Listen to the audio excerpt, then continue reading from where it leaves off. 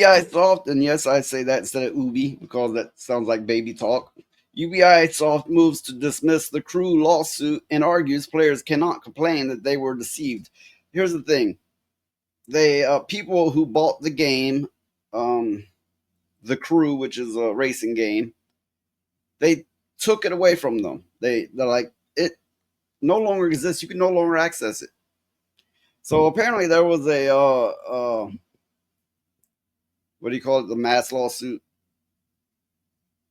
where a A bunch of people sued together.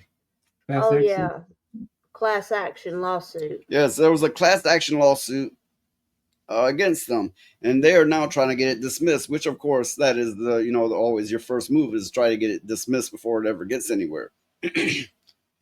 Ubisoft and company's lawyer Stephen A. Merenberg have moved to dismiss a lawsuit regarding the Crew that accuses Ubisoft of engaging in fraud and deception by tricking purchasers into believing they would own the game rather than just purchasing a license. A class action lawsuit filed against Ubisoft in Eastern District of California by Matthew Cassell and Alan Liu, I don't know, accuses Ubisoft of committing fraud and deception by deceiving, same thing again. Um, they were obtaining all the traditional bundle of sticks property rights over the game when in fact they were only receiving a limited license by purchasing a physical copy of the game. A consumer would continue to have access to the game without being subjected to Ubisoft barring their access to play the game at any point. So yeah, obviously the players are upset that they bought a game and it was yanked out from under them. It's like, you didn't buy that game, you just bought a temporary license and we can take it away at any time. So they all got together and said, no, we're going to do something about it. Class action lawsuit. Ubisoft is like, we're going to dismiss it. I think they're fully within their rights to sue the company for this. It has always been, you buy a game, you own the game, until it got to the point to where you must download your games and you must connect to a server to play them. I feel these companies are doing fraud, theft essentially. The company explained, we understand this may be disappointing for players, but enjoying the game, players still enjoying the game, but it has become a necessity due to upcoming server infrastructure and licensing constraints. So they're basically saying we're running out of server space. It's a strain on us, so you no longer own that game. Okay, but here's the thing that's got me wondering. I Okay, mean, this is the last little bit.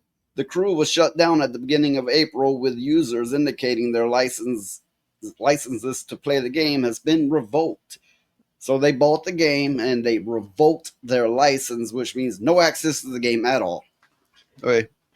well, my thing is this. They're saying they don't have enough server space and stuff like that. How is taking the player's right to play the game away helping that any? Because then they don't get any money. Someone here says they opened the launcher after they revoked the license.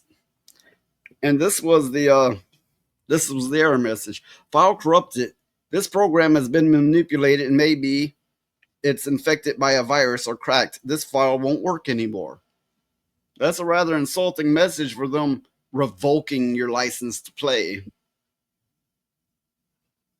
Well, I think it's bullshit. Charlie Nuclear says you agreed to it when you bought it, but you did not really know. It's just like Steam, they can pull it. And yes, those user agreements you scroll through or just click OK or whatever, it does say that they can screw you because you agreed to bend over and provide the lube. Unfortunately, it's all true.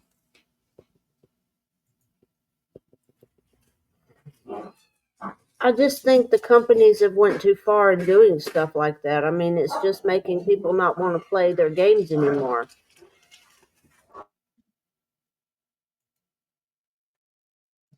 Yes, this practice of what they're doing is ultimately going to lead the people going toward indie games that they can keep, things that they don't have to sign into a service, they don't have to have internet uh, for it to access it at all, things that they can put on physical media.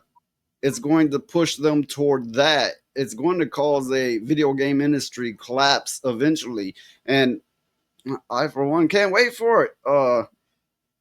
I don't care if there's not 10 new games or 100 new games a week. There's plenty of backlog and there's plenty of indie companies that will still be providing good games. I cannot wait for the collapse of the video game industry.